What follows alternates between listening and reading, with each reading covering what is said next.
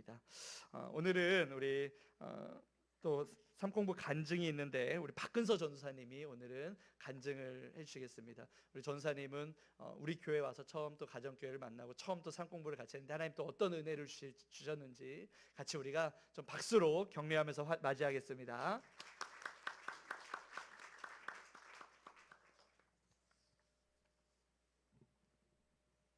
네, 안녕하세요. 오키나와 목장의 박근서입니다. 생명의 삶 이기수료를 하게 하신 하나님께 모든 감사를 올려드립니다. 저는 생명의 삶이 참 좋습니다. 왜냐하면 운동력이 있기 때문입니다. 생명의 삶 간증을 준비하며 내가 이 시간이 왜 좋았지? 하고 곰곰이 생각해보니 이 생명의 삶만이 주는 탁월한 점이 바로 듣는 사람으로 하여금 움직이게 한다는 것이었습니다. 사실 생명의 삶에서 배운 내용들이 그동안 다른 제자 훈련이나 성경 세미나나 또 신학을 공부하면서 배운 것들과 내용적인 면에서는 크게 다르지 않았습니다. 그러나 생명의 삶이라는 타이틀에 맞게 그동안 말로는 신앙생활이라고 수도 없이 이야기했지만 그 실체는 신앙에만 깊이 머물러 있고 생활로 잘 나타나지 않았던 어린아이와 같은 저에게 다시 영적인 걸음마를 시작하도록 움직이게 도와주었던 점이 저에게 무엇보다도 큰 은혜이자 선물이었던 것 같습니다. 왼발과 오른발이 자연스럽게 교차돼야 걸어가듯이 자연스럽게 신앙이 내딛어지고 생활이 내딛어지는 삶, 그 생명의 삶을 통해 하나님이 저에게 다시 가르쳐 주셨던 영적인 새로운 걸음마의 이야기를 세 가지만 그 은혜를 나누고자 합니다. 첫 번째는 기도의 삶이었습니다. 참 부끄러운 얘기지만 저는 체질상 지구력이 정말 약한 사람입니다. 한 자리에 오랫동안 머물지 못하고요. 진득하게 어느 자리를 지키고 있는 분들 보면 제가 정말 존경하게 됩니다. 그분들을. 저는 절대 그렇게 못하거든요. 그래서 장기적으로 오래 있어야 하는 일들을 쉽게 포기해버리는 게 제 죄된 성향입니다. 그런 모습이었던 제가 삼공부를 하면서 하나님이 그 기간에 주시는 첫 번째 은혜가 무엇이었냐면 기도의 영적 성장을 위한 연습 공간이었습니다.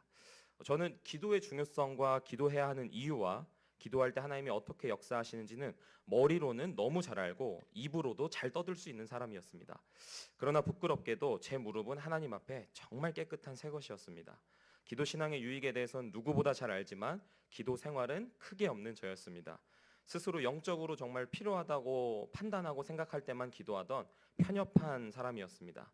그러나 목회자 세미나 이후 이어진 삼공부를 통해서 저에게 하나님이 주신 마음은 단순한 신앙생활, 기도로 먼저 기본기를 쌓는 목회자가 되라.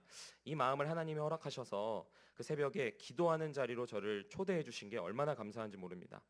하나님이 저를 기도의 자리에 앉히시려고 얼마나 친절하게 은혜를 주셨는지 모릅니다.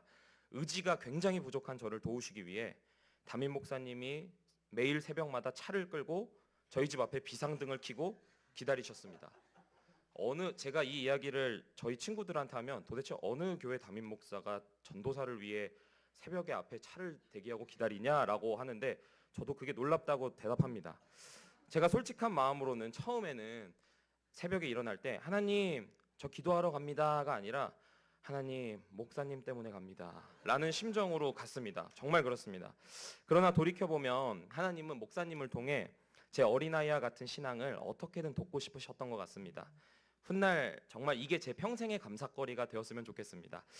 하나님은 제가 기도할 거리가 모자랄까봐 더 친절하게 말씀을 근거로 기도할 수 있는 힘과 은혜도 주셨습니다.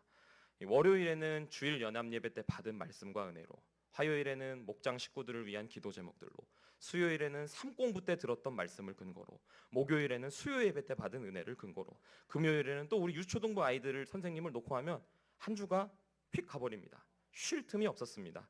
하나님이 제가 어떤 사람인지 아시니까 게으를 수 없는 스케줄을 아예 짜놓고 기도하라고 친절하게 안내까지 해주신 것 같습니다. 제가 새벽마다 기도한다고 하면 저를 아는 제 주변 친구들과 심지어 저희 어머니마저 깜짝 놀라십니다. 네가 왜 어째서? 그럼 저도 이렇게 대답합니다. 나도 모르겠어. 저도 신기해합니다.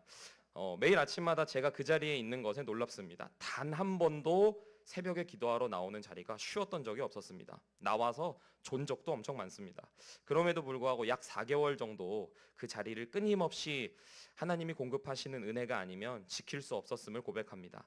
하나님이 참 연약한 저를 어린아이와 같은 저를 성장시키기 위해 연습할 공간을 마련해 주시고 주변에 사람들을 붙여주신 것이 너무 감사합니다.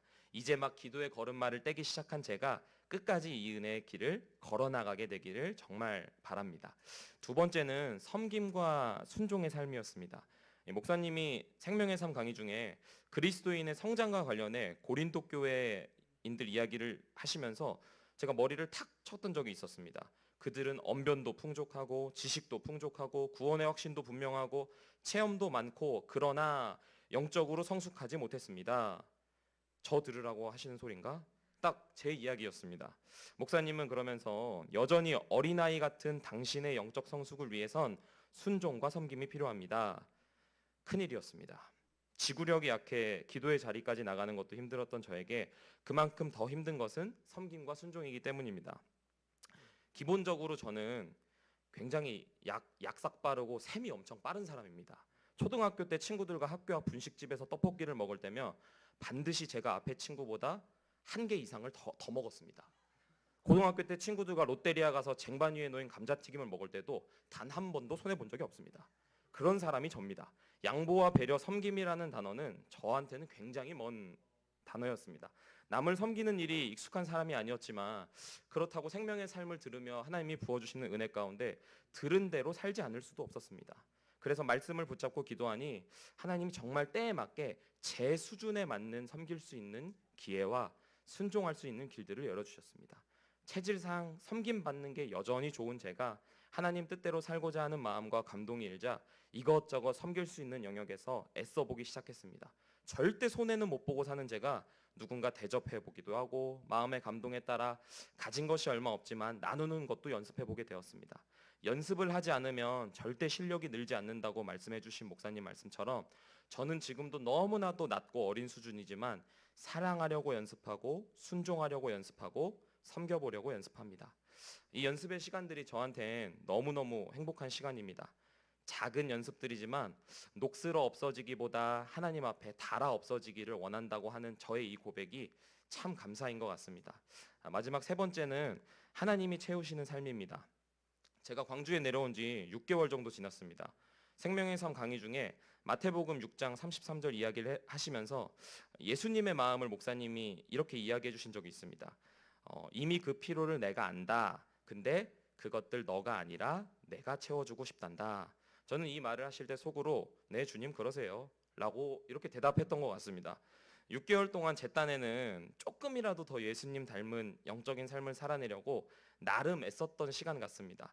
그런데 돌아보니 영적인 원리를 하나 배우게 됩니다. 인생의 목적이 예수님 닮는 섬김과 순종, 제자로 살려는 삶이 되다 보니 정작 진짜 육신의 삶은 저절로 해결이 된다는 겁니다. 제가 지금 사는 집은 제 집이 아닙니다.